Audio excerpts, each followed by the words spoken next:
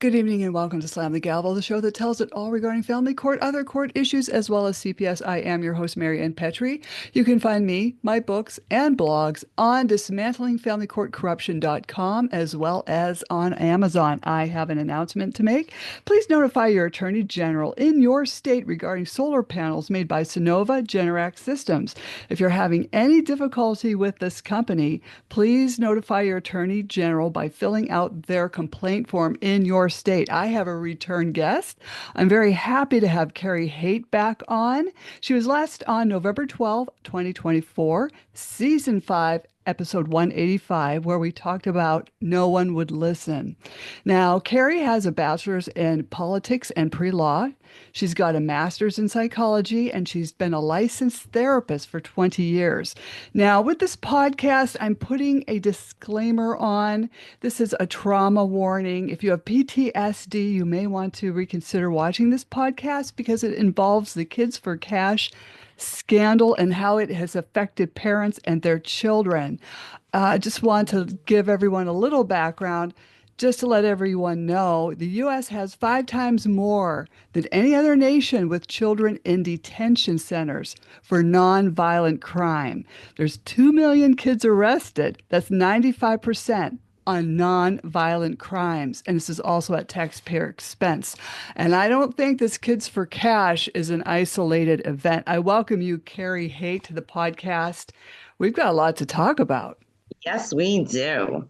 I just wanted to start out by saying the sign behind me, the sign I couldn't find for when I was on the podcast. This is the sign I referred to that actually helped my daughter and I to meet some amazing people and to bring some attention to what was done to my daughter, leading to her severe medical issues. So since I found it, I figured I would show it. Yeah, so being a therapist and having my background, when I wasn't too aware of this case when it happened, I believe I was in college or getting my master's.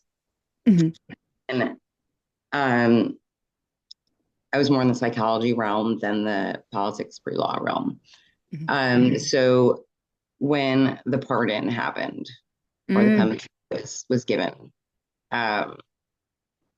I remember calling you. And I remember I had texted you. Irate. Yes, we were irate. I texted you. I said, Biden, pardon, Judge Conahan from the Kids for Cash.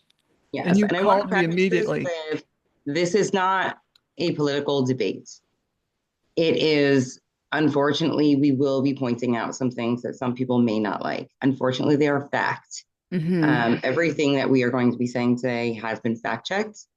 It has been confirmed by some of the victims who went through this horrible, horrible ordeal.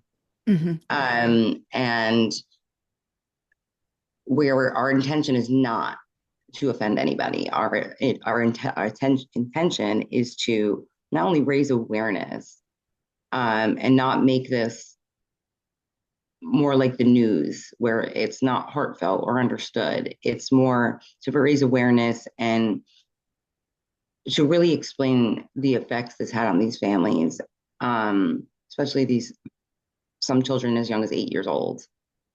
So I do want to preface with that. And also, it's been brought to my attention that, a lot of men are pointing out that they're the targets in all of these situations in family court. I want to clear one thing up. Being a therapist, I do have a lot of clients who have been through the family court. And that is a 100% non-factual statement. I have clients who the women have lost all rights. I have some very high power men who have lost all their rights for absolutely no reason. I have also, in this case, I'd like to point out, Maryann and I did look at many of the children who were in the original documentary about this scandal. And many of them were single parents, some single fathers. So this isn't about mother, father. This isn't about any of that. It's not about whether you lean right or you lean left. It's about what's right and what's wrong. That's all this is about. Hmm. Um, we are not intending to offend anybody. And I don't know if Maryann, if you want to follow it up with anything, but I just felt it necessary to say that because I know that we've been taking some backlash for people thinking that we're just, we lean one way on both subjects. Right. I always try to explain to people that this is not a gender war. This is happening to all of us, mothers, fathers, the good targeted parent, and we really should be working together to get stuff done.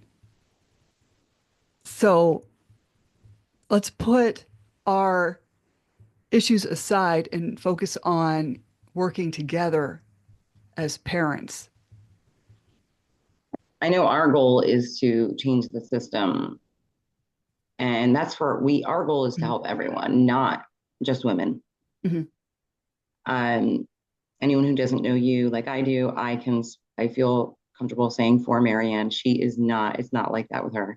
She cares about everyone, as do I. So I want to preface that with, I've gotten to know her very well and I didn't know her before any of this, but she's become a dear friend and there is no bias on her side whatsoever or mine. Mhm.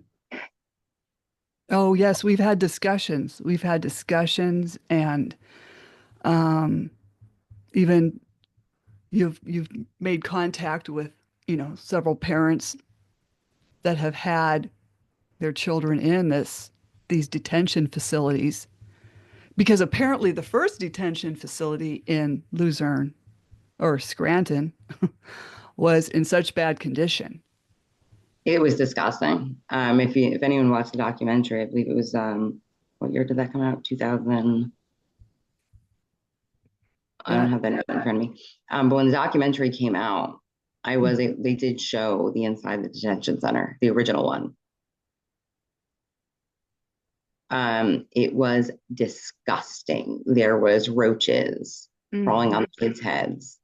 It was Nobody should be living that way. Right. One girl slept with the sheets over her head so a roach would not land on her. Yes, Very the rooms disgusting. were deplorable. But oddly enough, we found out through our research that the original detention center was it was originally owned by the University of Scranton, Mhm. not for the intent of using it for a detention center. Later on, part of it was turned into a detention center. But it was built in, I believe, 1810 or it was the 1800s. And it was in no condition for anyone to be living there, nevertheless, children. Mhm. Through one of my sources, somebody who lived through this,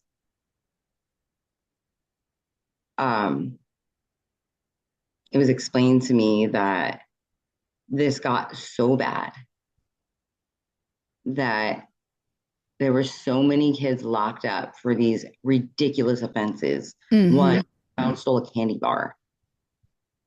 Um, Another one, a kid brought paprika to school. Paprika, big deal. Mhm. Um, these things were not punishable by an imprisonment. And what they were doing was before it really got big, and we're going to get into the big parts of it. They were overfilling the original detention center and then sending those kids to another detention center because they were trying to have it at full capacity. And then I had asked the question to one of the parents. And it's not easy to talk to these parents and ask them any questions about this. Mhm. It's hard because you don't want to upset them. But one question that was really weighing on me, and I couldn't find the answer to it, was were the parents charged Mhm. Daily. Or- monetarily? Mhm. And yes, it was confirmed. Yes, the parents were charged a fee of approximately, allegedly, because I, you know, $500 a day per bed. Mhm.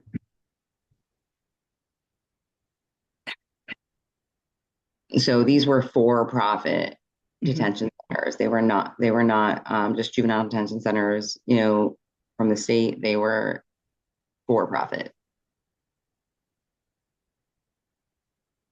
Oh, So exactly. some of these children who we're going to discuss, who are now adults, were in the original detention center, one of the original detention centers, and then moved to the new ones.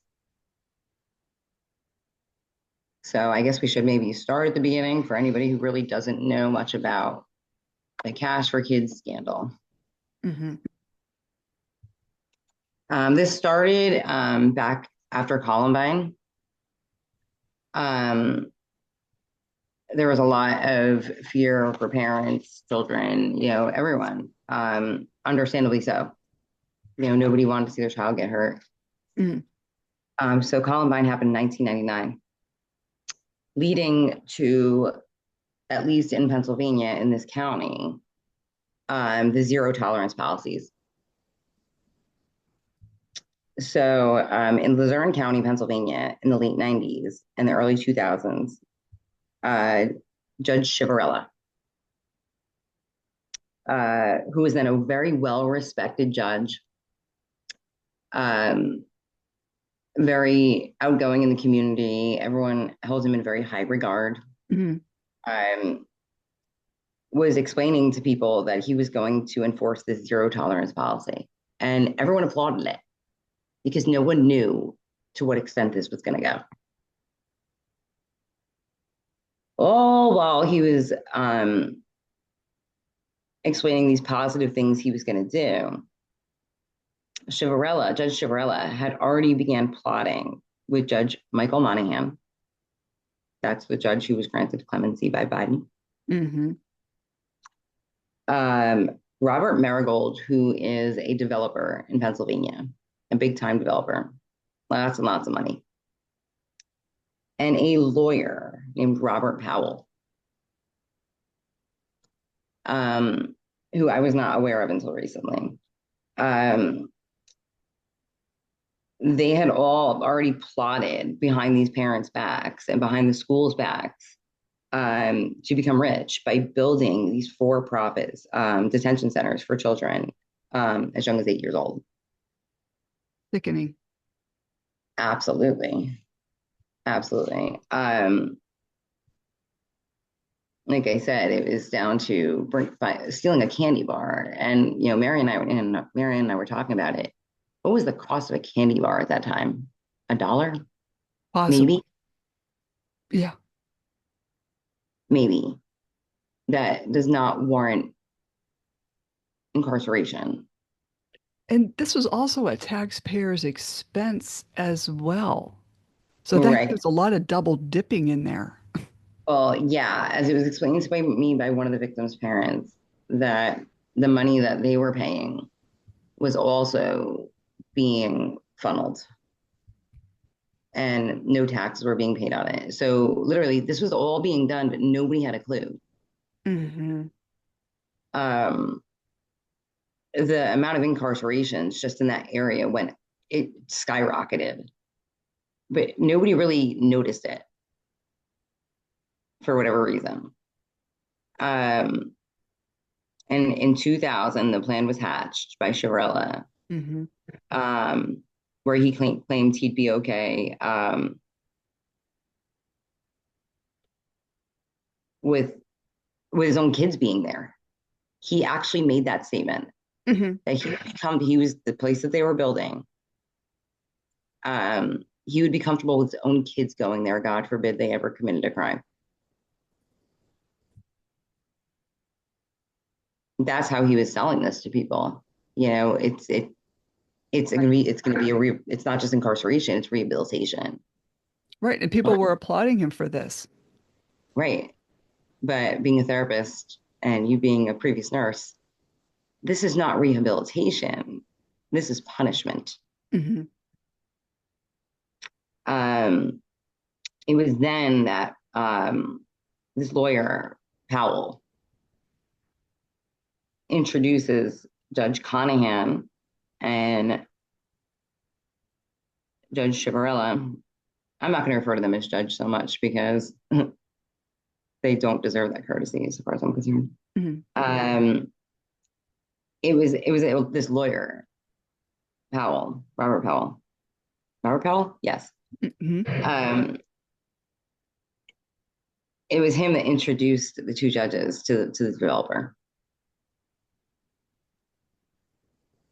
And it just Now, went. one piece of information that I found out from one of my sources Mm-hmm. was that when the judges went to the state or the county or whoever they needed to go to, because the condition of the detention center, the original one, was so deplorable, they said no. They said they would just do repairs. But that wasn't enough for them because how would they profit off of it?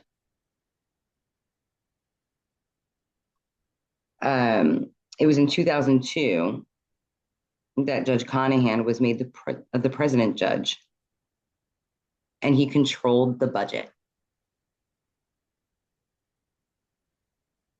So this man had full control over the budget.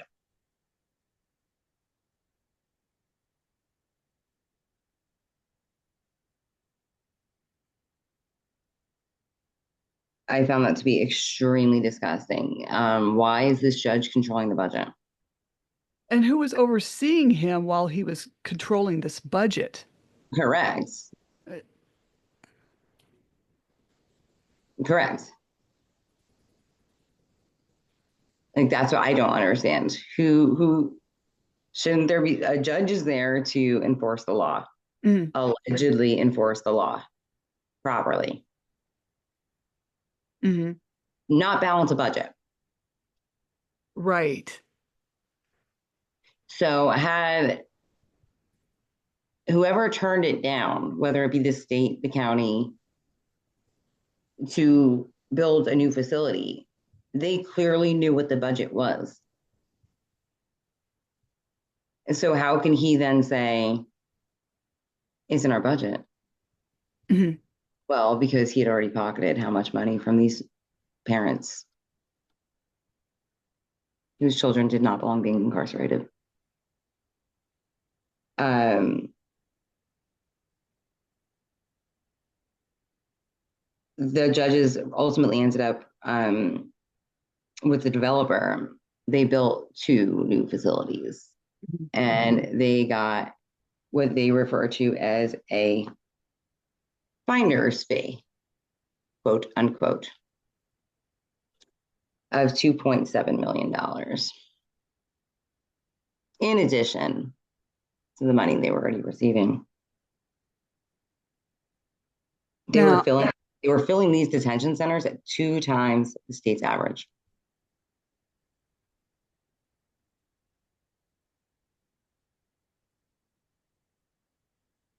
now, Carrie, they weren't paying taxes on this No, 2.7 that million was one of the finder's fee. charges. That was so Right. they were charged with, I believe, like 30 something counts. They were only found guilty of, I believe, 12. Mm-hmm. But no, they were not. That's pretty much what they were found more guilty for that, for not filing taxes, for not claiming the money. That's Mm-hmm. all, part of the course, as we've Mm-hmm. learned through the family court Oh, and definitely. 4D and all that, there's a lot of money that nobody can explain for, Mm-hmm. right? Um, Between 2003 and 2006, 2,000 kids, more than 2,000 kids were sentenced. So all of a sudden, this number just skyrockets. And it wasn't until 2007 when a parent called the Justice Law Center and they stepped in. And then the FBI stepped in. That this all started to become an investigation. Mm-hmm.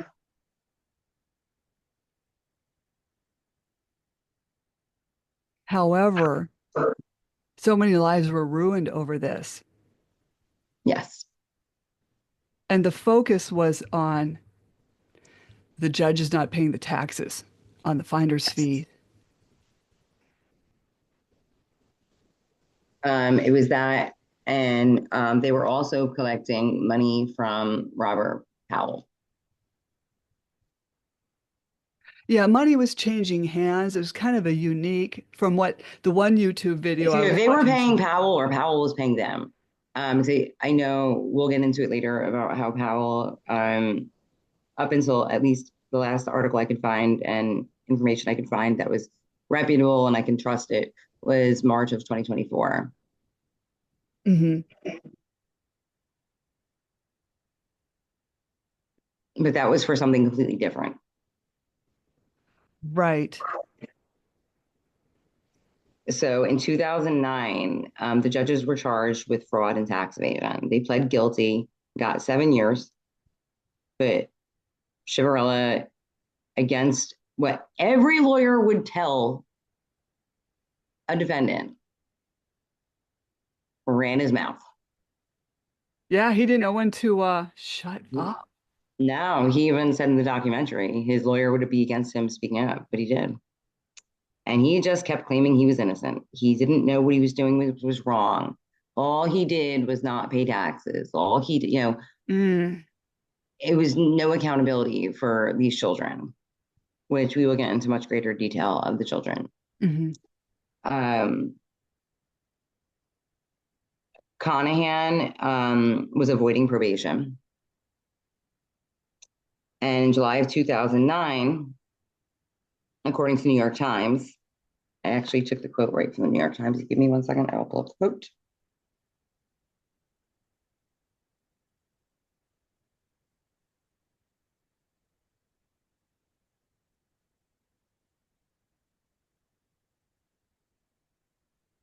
According to the New York Times, quote, defendant Ciavarella has resorted to public statements of remorse, more for his personal circumstances, yet continues to deny what he terms quid pro quo, quid pro quo, his receipts of money as a finder's fee. Notwithstanding the government's abundance of evidence of his routine deprivation of children's constitutional rights by commitments to private juvenile facilities he helped to create in return for a quote unquote finder's fee in direct conflict with his judicial role. Hmm. Um, the judges then their pleas were withdrawn.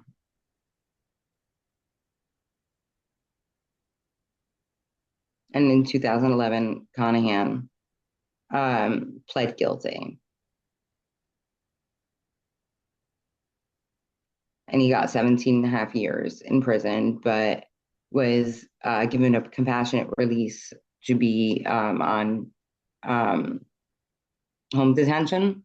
Because, Hmm. Ankle bracelet. yeah, Ciavarella, because he decided to take his trial and he just wouldn't stop pushing. He got 28 years and he is currently still in prison. Um, so he was sentenced in 2011 and he's 28 years. So I believe he's it's like 23. He's got like 13 years left. He has filed and filed and filed and filed and filed to have it thrown out and it's for early release, and he's been denied so many times.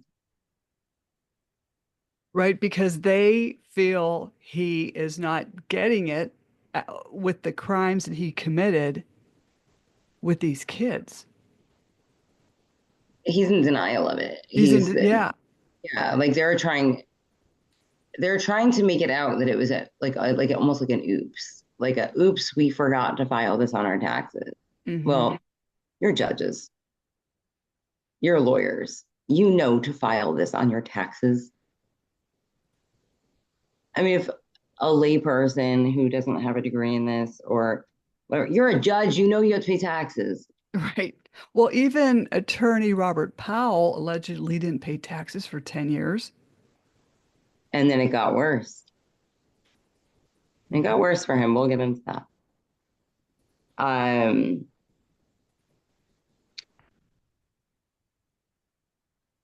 what we did, the end result of at least the civil so when the civil case started, it did bring back a lot for these kids because when the judges were sentenced, they were most of their it's like 2,000 or something, 2,500. I'll get the exact number. I have it. I took a lot of notes. Mm-hmm. I don't want to give inaccurate information. I believe it was 2,000 sentences or convictions, placing them in juvenile detention, Mm-hmm. were expunged Mm-hmm. and overturned. But then civil litigation began, and the judges paid out. It was 200 million. Yeah, who's got that? Well, it wasn't just that. These judges were loaded, so a Right. lot of possessions were taken. But um, mathematically, it was figured out that each victim got $1,000 because it was about, I think it was 300 to 350 victims that actually were part of the lawsuit, Mm. which I'm surprised there weren't so many more.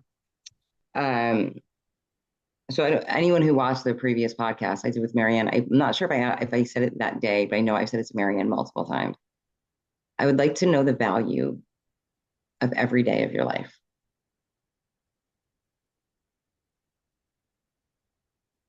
Because when you have CPS in your life who's lying and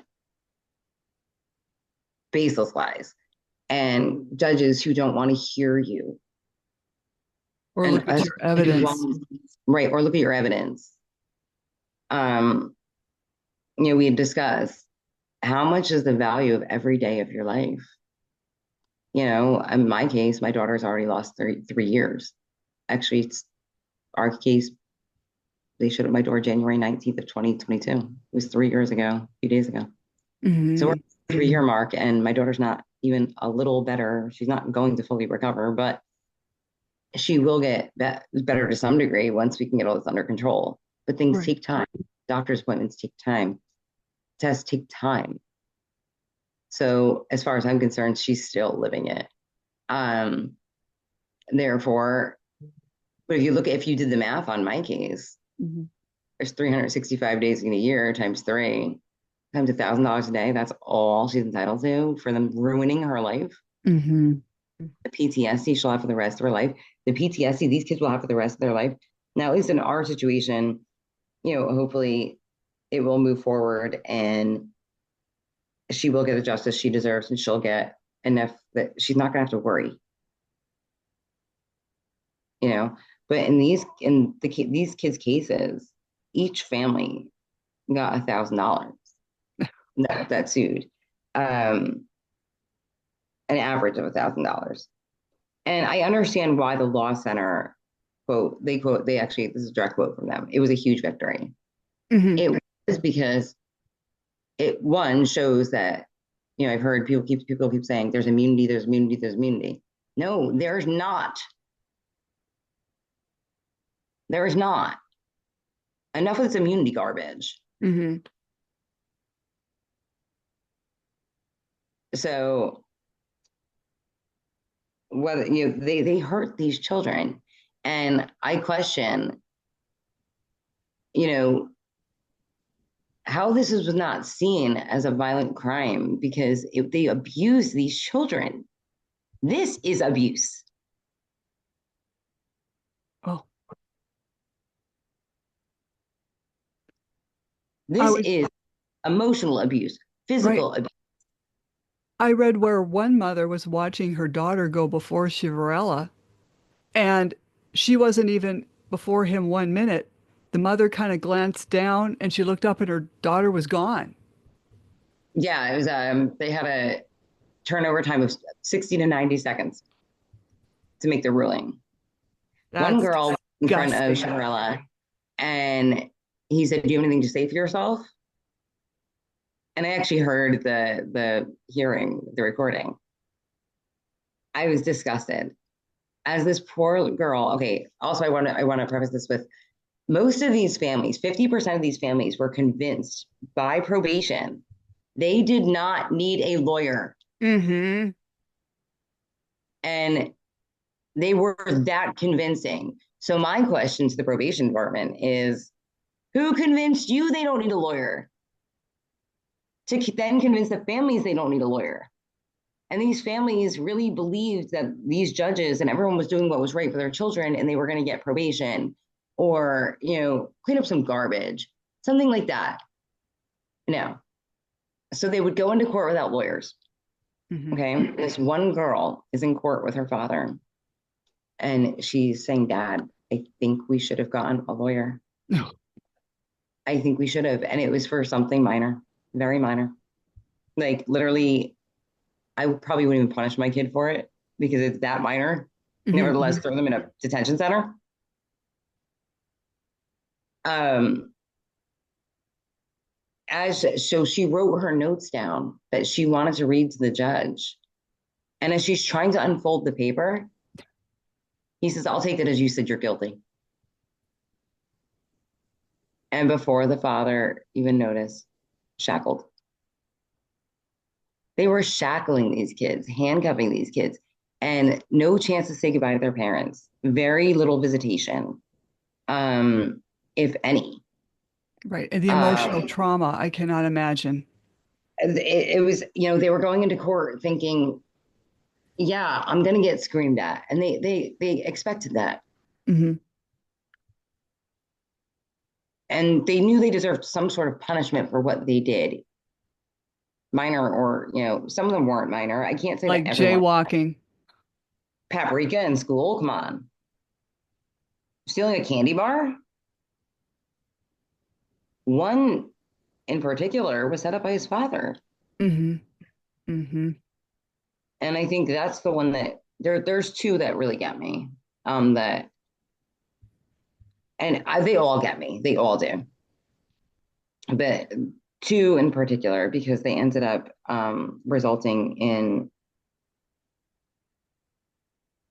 I'm going to say children, even though they weren't children at this point, because as a therapist, your mind is, I can say, I see this from a professional perspective.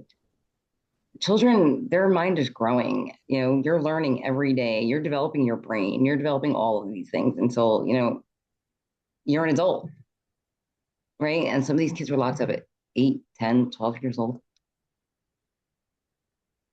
That's ridiculous. But Right. so I'm going to refer to them as children when I make this statement. They ended up finding they were so harmed in these detention centers. They were assaulted. They were treated so poorly. Some of them, I believe, were sexually abused. But the end result for at least two up to date that I know of, through speaking to people, ended up taking their lives because they had this label on them. These kids were doing drugs in the detention centers. They were learning worse things than they did from the people who actually belonged being there. So this one particular youth, he was at a party. Who didn't go to a party when they were in high school? I did. No one's perfect, right? Right. I wasn't the coolest kid in the world, but I still went, whatever. I still went to parties. People went to parties. And that's what they did back then. Right. And the father found out about it. So the father hears Ciavarella's big spiel about zero tolerance and he's going to whip these kids into shape. And what does the father do? He goes to the party and plants in the kid's car paraphernalia for marijuana and calls the police on his own son. Now, to my knowledge, nobody else from that party got in trouble. Just him. because he was set up that badly by his own father. And I don't know if the father did that because I haven't spoken to the father, so I can't speak for him, and I don't want to give misinformation. It could have been that he really did believe Ciavarella was just going to help his son.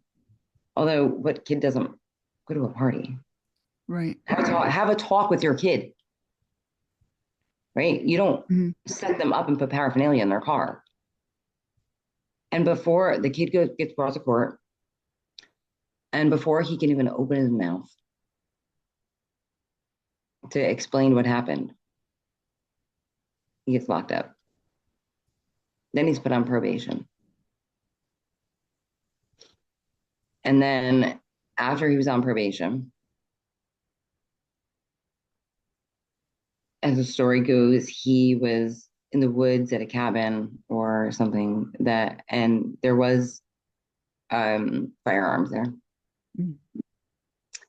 And the father, against probation's rules, got the child, he wasn't a child anymore, but that child intoxicated. Left the child where he was, where he took his own life. It's so sad. The parents were divorced. So, I mean, I don't know every detail of it,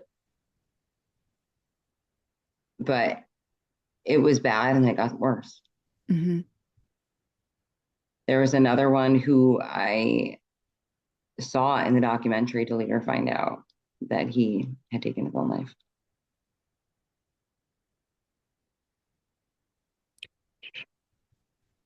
These judges and their rulings are just destroying children, their families. Yes, And this also coincides with family court. 100%. You and I have had the discussion a number of times, and I've asked numbers of people going through family court, whether it be custody, whether it be CPS. If you had a jury in the room, do you think things would have went as badly? Unanimously, no. Oh, exactly. If I had a jury, I know I'd at least have my kids back 50-50, like they wanted it to be. Well, because what do juries require? Evidence. Right? They don't take hearsay. They hear both sides. So even in these cases where these kids should have been able to speak for themselves, and even the ones who did, it didn't matter. They were still put in juvenile detention. Right. Even Ciavarella asked some kid, uh, what's the favorite football team? Something to that. Yes, yes, yes. What's your favorite football team? And the Oh, kid, you or answered wrong. one of the two. Yeah. And he goes, wrong answer, lock him up. How bad is that?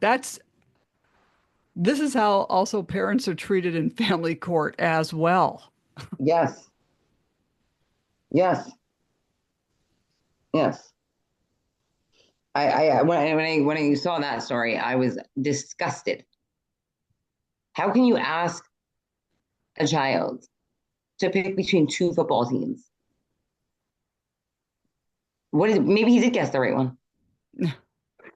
The the other thing that we found out through our sources and through the NPR, New York Times, things like that, is that it was decided the morning before court would start how many they would actually let the detention center know how many kids to expect that day. Mhm. It's creepy. So that means that it was predetermined, but their intention was to not let any child go. It was to lock them all up. Hmm. Yet these kids are all going to court with their family thinking, I'm going home with my mom and my dad, or my Oh, mom or my dad.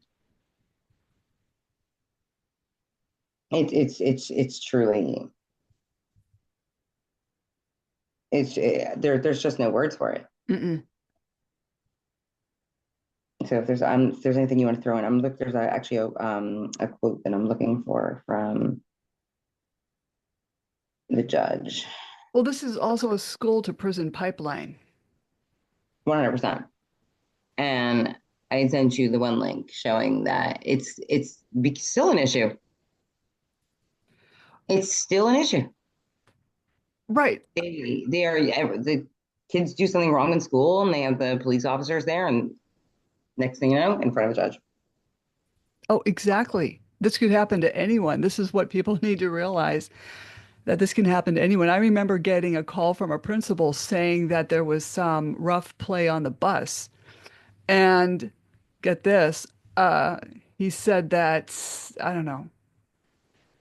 Actually, he said it was on the playground that my son got into a fight on the playground with another kid. I'm going, well, gee, he came home clean. He didn't look dirty or like he had a fight. And so then the principal said, what's your name? And I told him my name. He says, oh, wrong kid. Hang on. He puts me on hold, comes back and says, oh, yeah, it was a wrong kid. There was rough play on the bus. Just to let you know, that kid was disciplined. But how do you know when you send your kid to school if a story can be switched like this one was, Right. getting a case confused versus a Yep. fight on the playground? Now it wasn't, it was roughhousing on the bus. Okay, so luckily nothing came from that. Yes. So it was in the New York Times where it stated detention center workers were told in advance how many juveniles to expect at the end of each day, even before hearings to determine their innocence or guilt. So yes, even the New York Times is saying that. I mean, it was predetermined. Hmm. They knew what they were going to do that day. It makes you wonder the mindset of do you want to call them corrections officers of these detention centers, that they would play along with this. I don't know if I could live with myself in working that job. I know I couldn't. No, I know I couldn't. Um, I mean, I couldn't be a CPS worker. no, that's the lowest of the low as well. I mean, I'm having enough difficulty, being a therapist, Hmm. hearing other people's problems and how many people are having issues with the family court. It's heartbreaking. Hmm. It's heartbreaking. And I do think this is pretty much the same thing, except no, there is no difference. It's abuse, but not by the parent, not by the, it's nothing like that. It's abuse by the system. That's why everyone knows I want the family court abolished. It's got to be abolished. You cannot reform corruption. Right. Or add a jury. Put it I think all that's, into civil court. and my thing is I do not believe that every family is innocent, that every parent is innocent of not harming their child. There are some real disgusting people in the world, Mhm. sadly. Mhm. So there has to be something, but the system that's set up right now and they've had set up does not work. I've also, through you and all the people that we're connected with, and spoken to, they people think it's all poor people they go after. No, it's not. It's the exact opposite. If you have money, if you're successful, Mhm. it will drain you. Oh, they will. I can think of 10 situations or cases off the top of my head where a family who was more on the poverty level was gifted things by CPS and didn't lose their children. Yeah, someone like me who at that time was doing very well Mhm. and a Mhm. single mother, by choice, who was affluent and they knew it. Oh, I was a great target because they broke me. They literally broke me in more ways than one. So, I mean, these families, I mean, it was hard enough hearing the threats of losing my daughter, Hmm. hearing I could go to prison. These families walked into court thinking slap on the wrist, maybe not a slap on the wrist, but, a little more than that. But for their child to be taken out in shackles, and I mean, some of their sentences 10 years, 15 years for a candy bar. And this was what was going on. They had to keep these beds full. Yes, yes. It's, and that's what they were doing. I mean, um, quote unquote from Ciavarella, if you come before me, I will send you away. Hmm.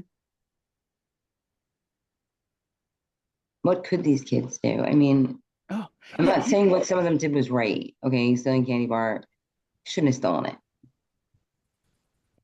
but not worth all this. In fact, Ciavarella was going into schools telling kids, if you come before me, I'm sending you away. Yes. Okay, it was in the New York Times. In 2002, the month Judge Conahan became president judge, giving him control of the courthouse budget. He signed a deal with Mr. Powell, agreeing that the court would pay 1.3 in annual rent. So it was the court, it was the judges in the court paying Attorney Powell, who introduced them to Mericle. Hmm. 1.3 million in annual rent on top of the tens of millions of dollars that the county and the state would pay to house the delinquent juveniles.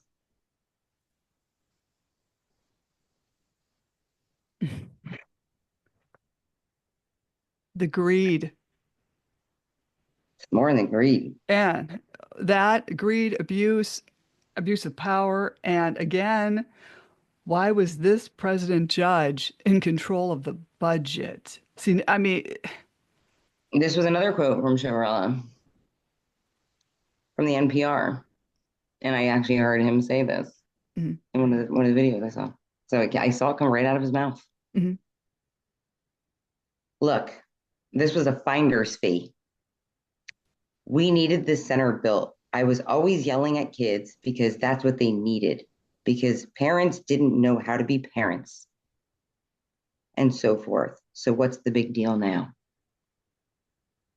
Ah, So again, how is this any different than a family court where mhm, a judge is making a decision? And a lot of cases are for neglect. And I think we've talked about this. That's perception. mhm.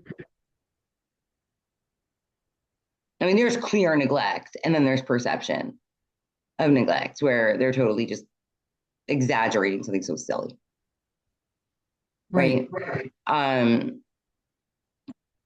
so it's all perception. As I said to you, like the other day, it popped in my head that we're supposed to have a justice system, JUSTICE, but when you walk into that court, there's no one. It's just us. Yeah. It needs to be looked at more like that. We can't speak. These kids couldn't speak. Their parents couldn't speak. Nobody could speak. So where are people's rights? I just don't know why this wasn't stopped earlier. I know some parent had to catch it. A parent made a phone call to Right. the law advocacy group, and then they got a call from the FBI Hmm. asking for their help. And then the FBI did look into it, and that's when they figured out that no taxes were filed. Um, how was all they had to figure out where the money was going. How was the money being passed? Money is a horrible. It's sad because being somebody who was pretty affluent Hmm. at one point until my nightmare began. Um, I didn't think I was better than anybody. I didn't lie to Hmm. get my money. I worked to get my money. Yeah, I put myself through college. Yeah. I It's all mean, gone. yeah, we worked hard. And these people just want, the sad thing is, their wallets and their yachts and their big, giant, fancy houses are more important than children, and they are judges. Are you kidding me? Such These as are in people's children. such as in family court as well. As a mother, I find that so disgusting. Mm-hmm. Like even in my situation, no, my daughter, and I've had it said to me, "You never lost your daughter. You got pretty stinking close Mm-hmm. for Mm-hmm. absolutely no reason." But she's got a disability now, and I hate. And I told you, I hate the nickname for it. People call it the suicide disease. Mm-hmm. She doesn't know that. She's too young, and I don't want her to ever know that Mm-hmm. because the disease is so painful. It's the most painful disease known to man. Yet CPS went to court and said this kid's faking it. And so the mother's got Munchausen by proxy because we don't see it. But they did. So these parents got duped the same way that the rest of the family court parents get duped. We're told something. We think by being honest, Mm-hmm. we're doing the right thing. But as you said last time, it's common lie. Right. People think they're going to CPS for help. That totally backfires Yep. very quickly. Yep. In this case, according to New York Times, by late 2003, so much money was rolling in. That's only 2003. So 4 years after Columbine, right after this facility was built, so much money was rolling in that the two judges were struggling to hide it. So in 2004, they bought a $285,000 condominium together in Florida to help conceal the payments, and they began disguising transactions as rent and other related fees.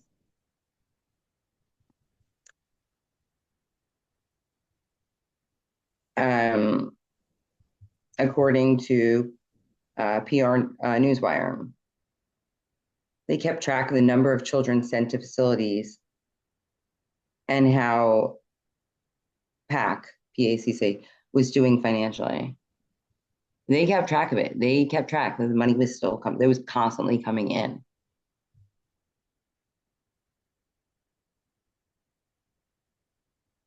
Like Well, these are the sad thing is these judges have children of their own. I at least know the one does. mm-hmm.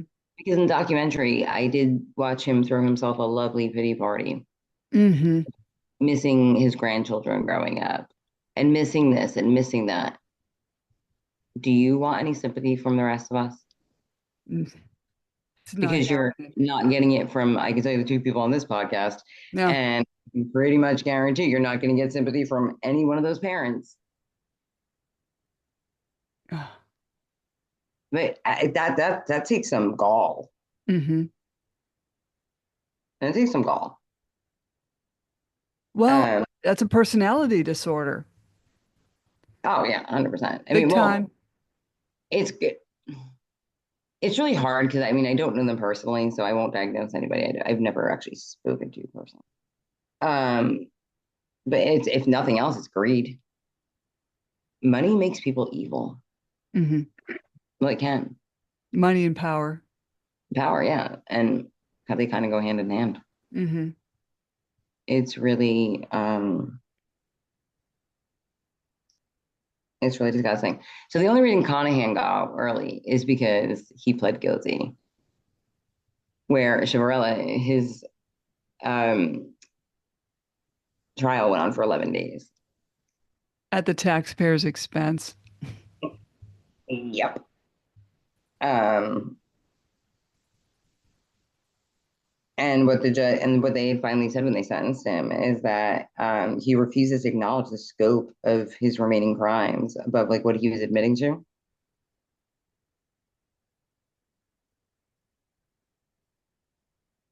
he just kept minimizing it. Like it was about the money. It was just, oh, so what? We just hid some money. It was just a finder's fee. Oh yeah.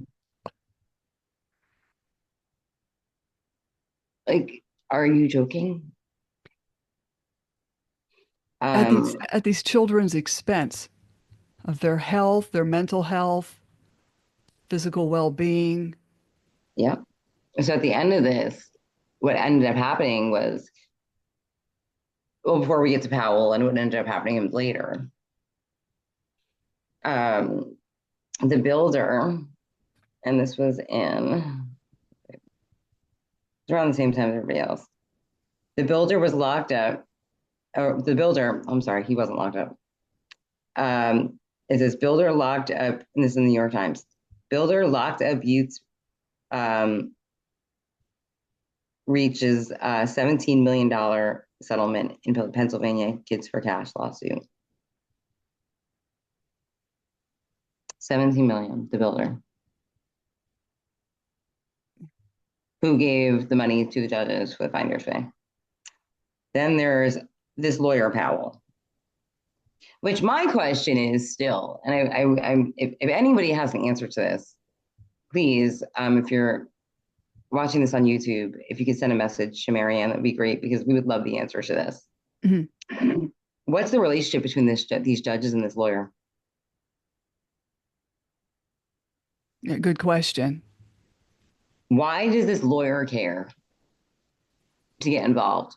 Why did these judges go to this specific lawyer looking for information? Because I've always felt DAGs and all that, they have relationships with the courts. The judges know them. How often was this lawyer working with these judges?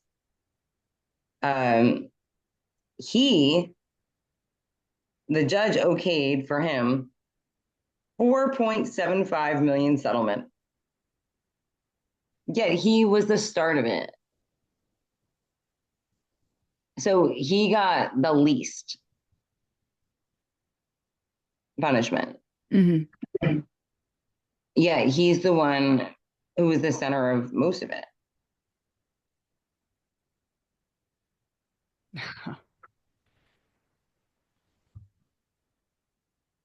Um, I have some quotes from some of the kids. This is one particular that really got to me.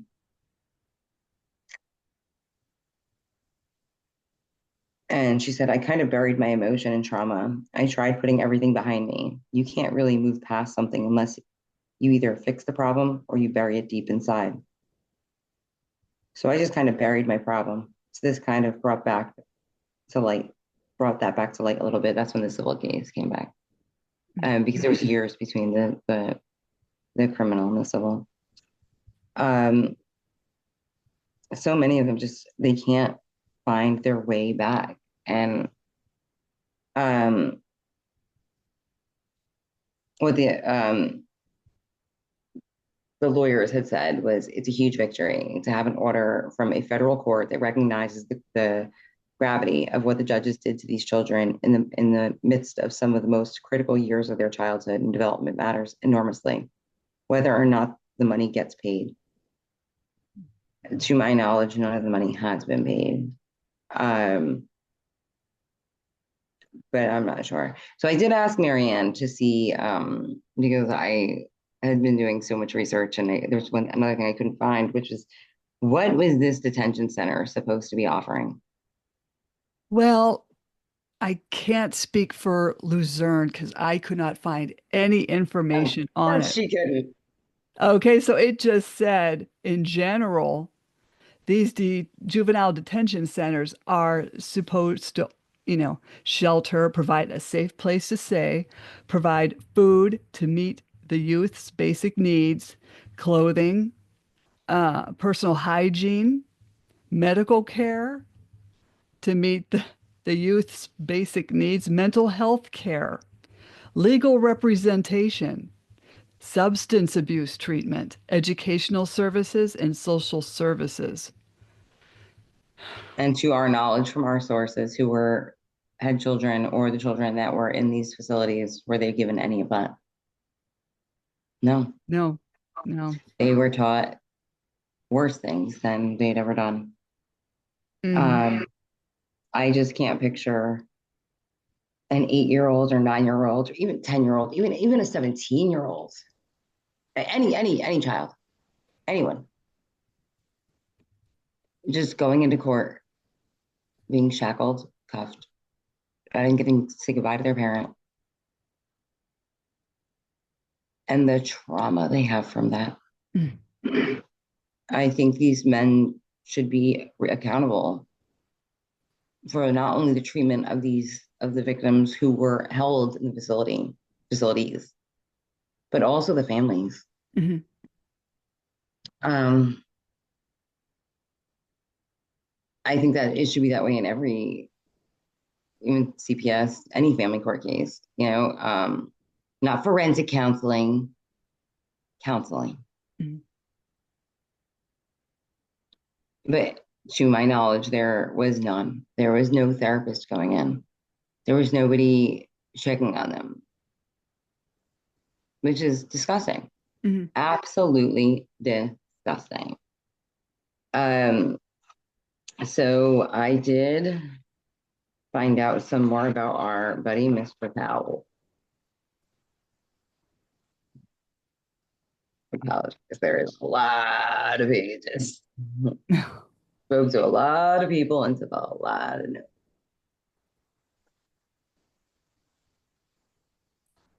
What a shame. Okay, so attorney Robert Powell, who introduced these judges to the developer. And this is as of March of 2024. It was Powell Law Group. Hmm. And they were slated to get $120 million in attorney fees in an environmental contamination lawsuit that was filed that they won in 2014. Powell, although he was suspended in 2009 and disbarred in 2015, he was still entitled to monies that were through the law firm, Hmm. and specifically on this case. Um, so he got millions in fees from the lawsuit.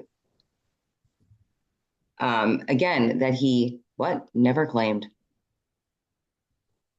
So he's back in court, Hmm.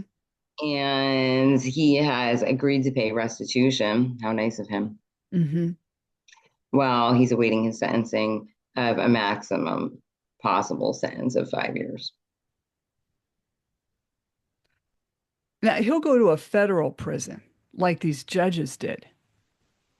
You mean Club Med? A Club Med prison? Not.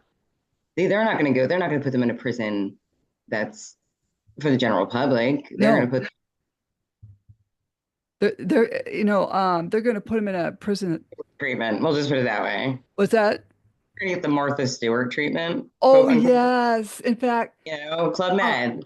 well, right. In fact, that's what my ex told my sons. Oh, don't worry about mom. She's in a prison where, like Martha Stewart was, where she can knit and play tennis. I was in Sure you the, can. little did they know, I was in general population in the Erie County Jail. So the kids were kind of upset about finding that out as well. Yeah, that's insane. You don't get to go to one of those prisons unless you're someone Rich. special. Yeah, you have to, yeah, Rich. Yeah, you're rich. And well, then again, you got Diddy, so but that's a subject for a whole nother time. That's another Um, podcast. I do think this is going to need to be a part two because we are asking that anybody with any information reach out to us and we would be happy not to disclose who you are.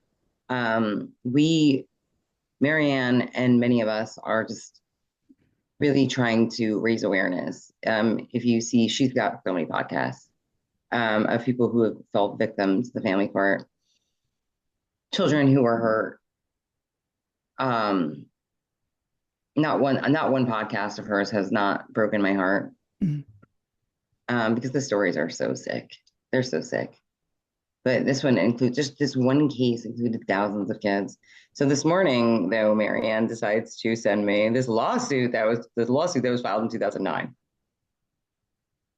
And it's 35 pages, and I only got to peruse it a little bit, but I did print it out. It is 35.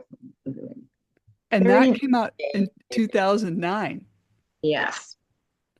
Okay, so this is the civil action, and I just wanted to read who the plaintiffs are,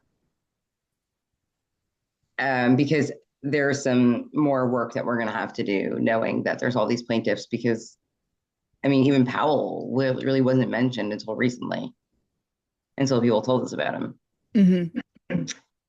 Hmm. Plaintiffs versus Robert J. Powell, Michael T. Conahan, Mark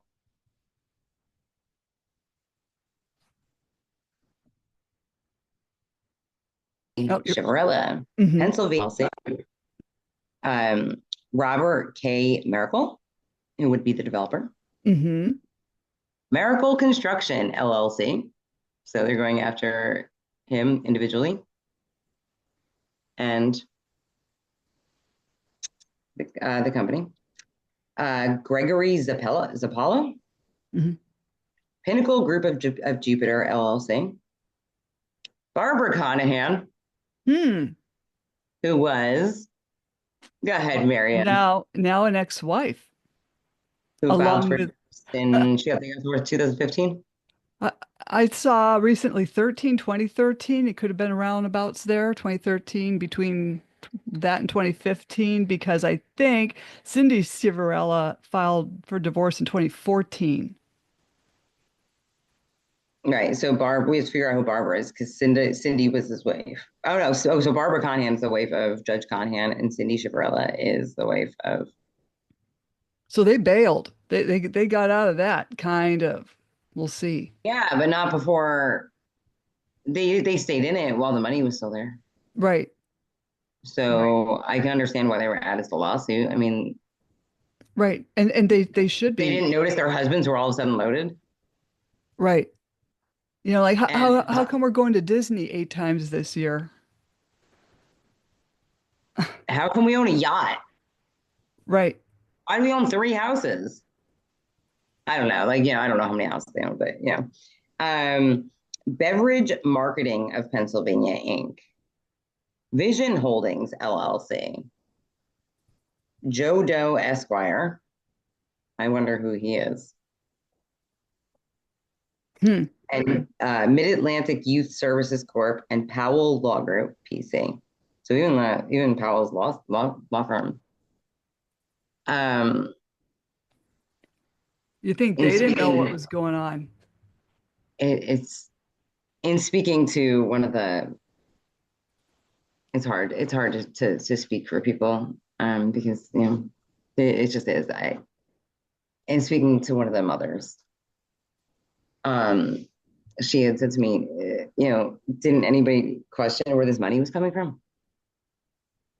And I said, yeah, I mean, considering apparently these judges were making more than senators, Congress people, the president of the United States. Hmm.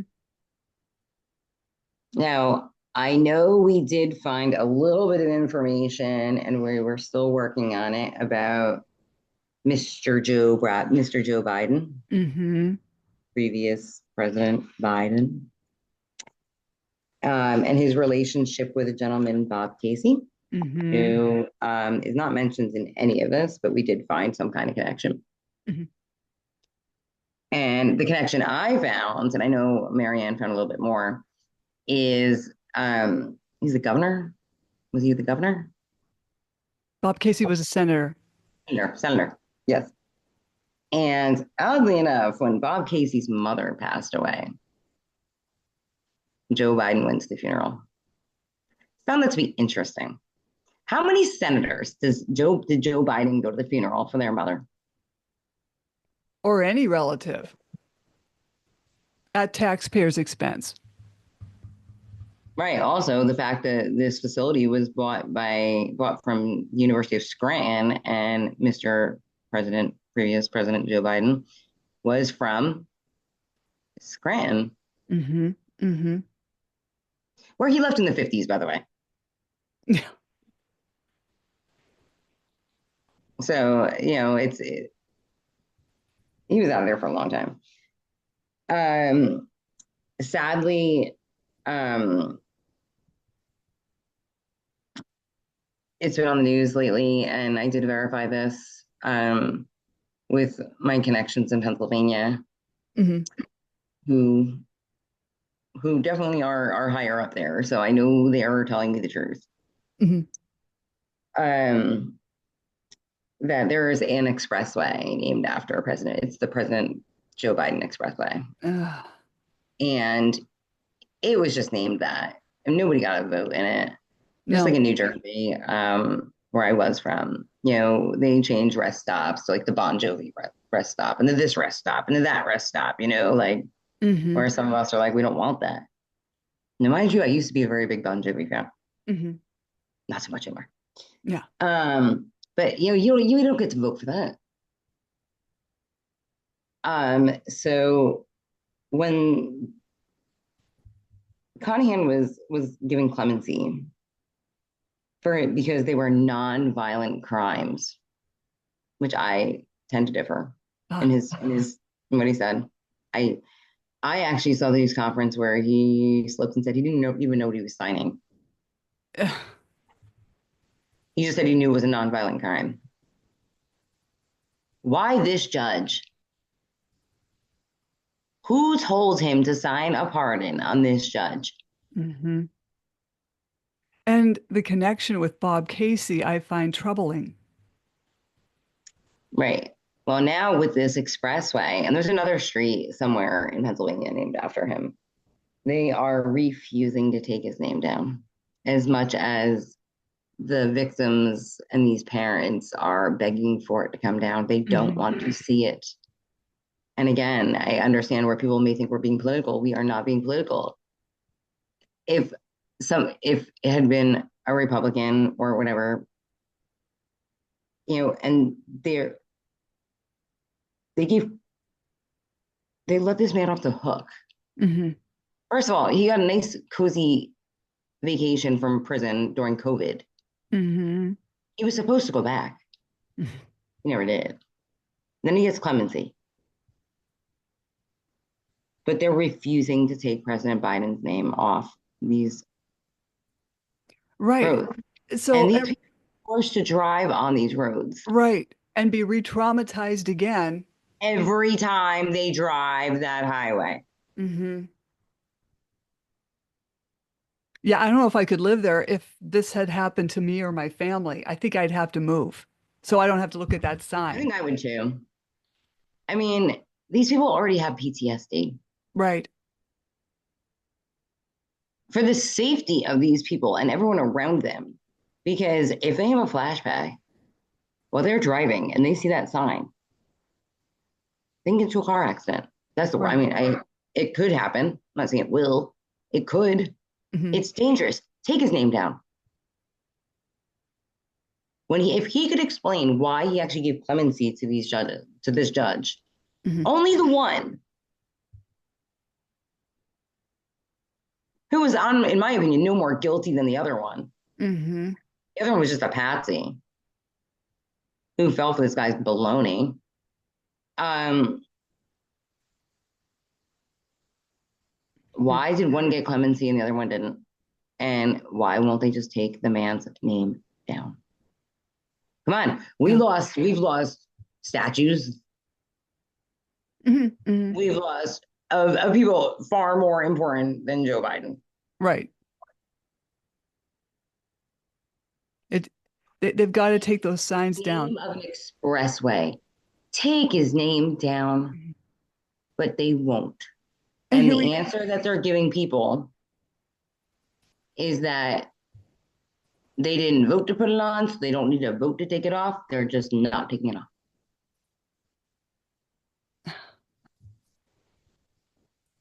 that is disgusting.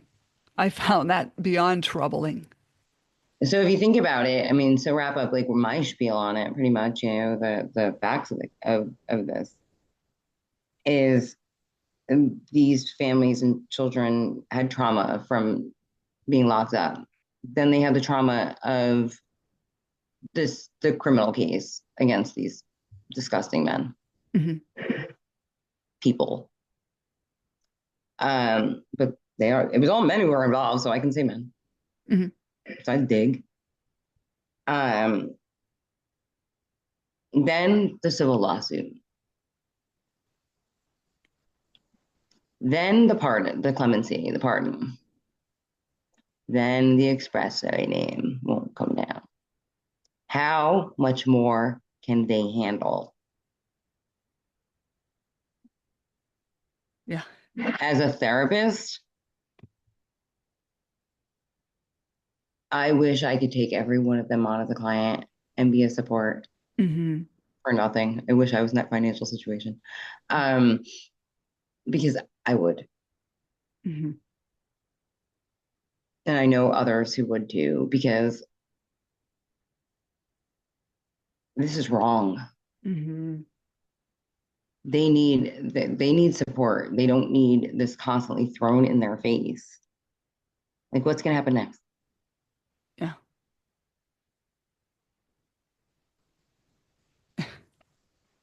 That's why And my I'm so, heart is just broken. oh yes, definitely.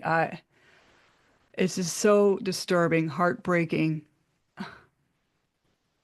I'm still not over December 14th, 2024, when he was pardoned or given clemency. But They can call it whatever they want. yeah, I don't care what you call it. Did these kids get clemency? Were they pardoned? Were they no. treated fairly? Were their families treated fairly? I just can't believe walking out of there without my kid and this happening so fast. That's messed up. Yeah. I mean, going in being told there's no chance by the probation officer. You don't need a lawyer. And I don't believe these parents are dumb. I've spoken to some of them. They're not dumb people. They're very intelligent people. They wouldn't have listened to what was said to them if it wasn't that convincing. Hmm. Hmm. Sadly, I would have done the same thing because I'm telling Well, you, people are very intelligent. right. Well, when you go into family court, you think you're going to be judged fairly. There's a judge there who's going to be fair. Until this happens to you, people will get it. This is not The happening. sad thing is that everyone still has that attitude. If it won't happen, it's not going to happen to me. Hmm. Did you think it was going to happen to you? No, never in a million years. Definitely did not think it was going to happen to me. No. You know, I can't imagine. I just can't imagine. Like, and I discussed with you the last time I was on that I wasn't just doing this for myself. Clearly not just doing this for myself or my daughter. I mean, I'm still fighting, and unfortunately, I don't have a choice but to still fight and to keep living it because insurance doesn't cover her illnesses. Mm. The illness is plural, not Right. singular. Um, but every day is where you have to talk about it or you have to go through it. It is hard, Hmm. but I have no choice because I need to make sure she's taken care of. Hmm. In these people's situation, every time they think this is going away, every time they think it's over, something else happens. This has been 20 years of this, 20 Hmm. plus years of this.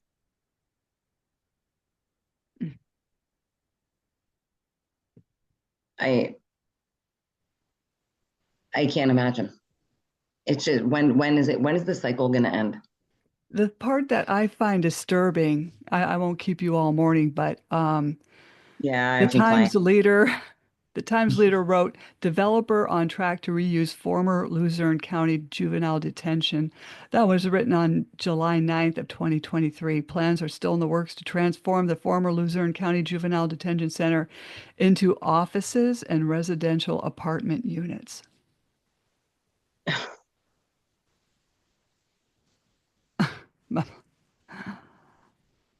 It is truly sickening. That I don't think I could even live there. That's me. I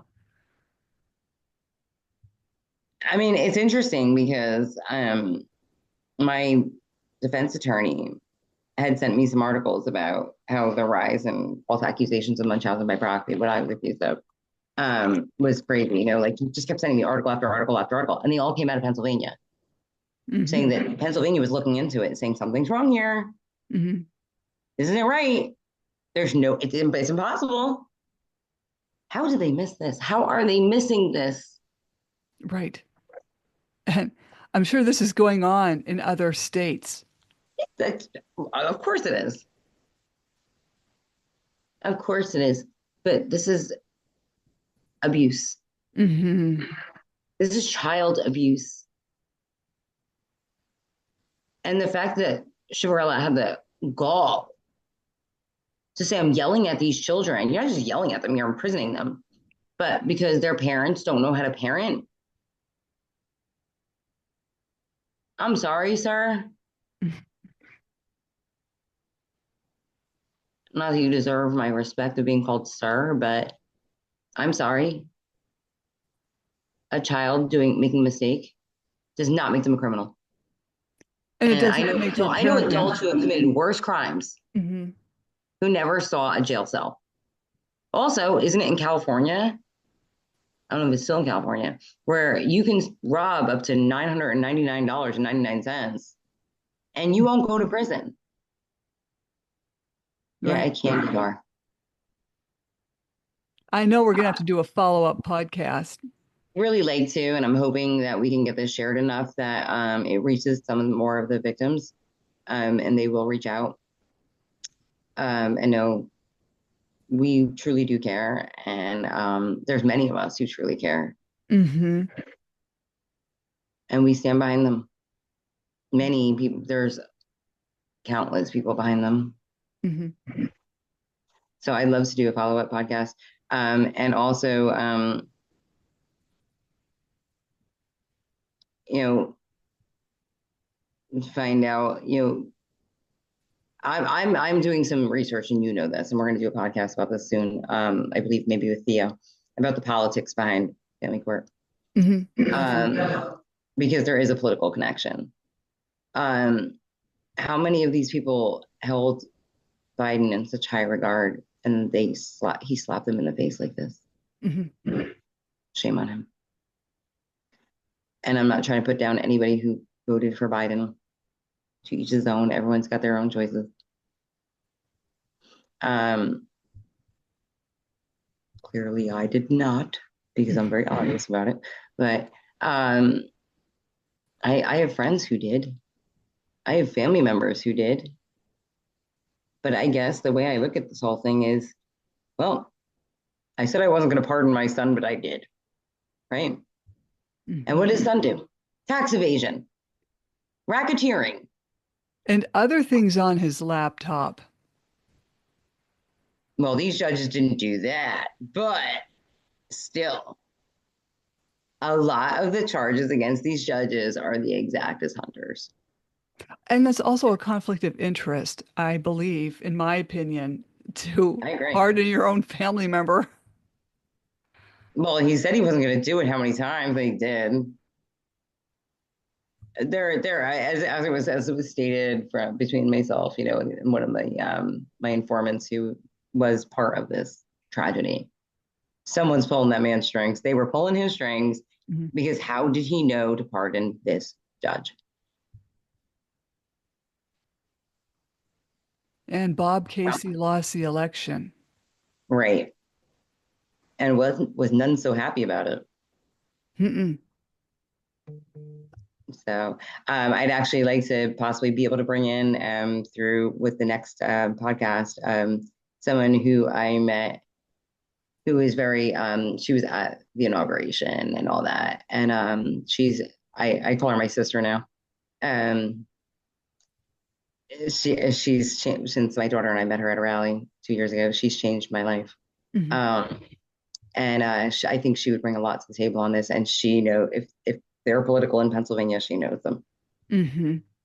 Oh, that would be interesting. So I don't want to speak for her. I'd rather her be able to speak for herself. But unfortunately, she's working today, so she was unavailable. Well, we'll do another one. We'll do a follow-up. And if anyone wants to reach out to us, I will put it in the podcast notes, the dismantlingfamilycourtcorruption.com. You can reach me there and get me a message, and I can give it to Carrie. And we will continue this conversation. Brian, So, can I ask one favor sure. before we end? If we could just do like a 10-second moment of silence in memory of Mm, those who did not survive this tragedy. definitely.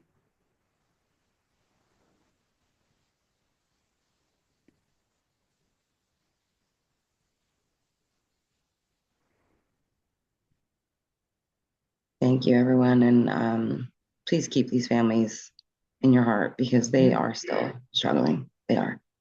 And before I get too emotional, Yeah. I should probably end this. But please be kind. Um, because you never know what someone's going through. Right. And you don't know what's going to throw them over the edge, what's going on in their life. So just generally, aside from court or any of that, just be kind. It's a whole lot easier to be kind to people than it is to be mean. Yeah. Please do. Thank you, And Carrie. Hey, don't jump off. Slam the Gavel's a podcast to help the public understand what really goes on in these courtrooms. I am your host, Maryann Petri, and you can find me on Spotify, YouTube. Please like and subscribe. Apple iTunes, iHeartRadio, Google, and other platforms I don't know about. Again, feel free to buy me a coffee to help keep this podcast going. Thank you, Carrie Haight, for coming on. And it's just been an interesting conversation, and we will continue. Thank you. thank you.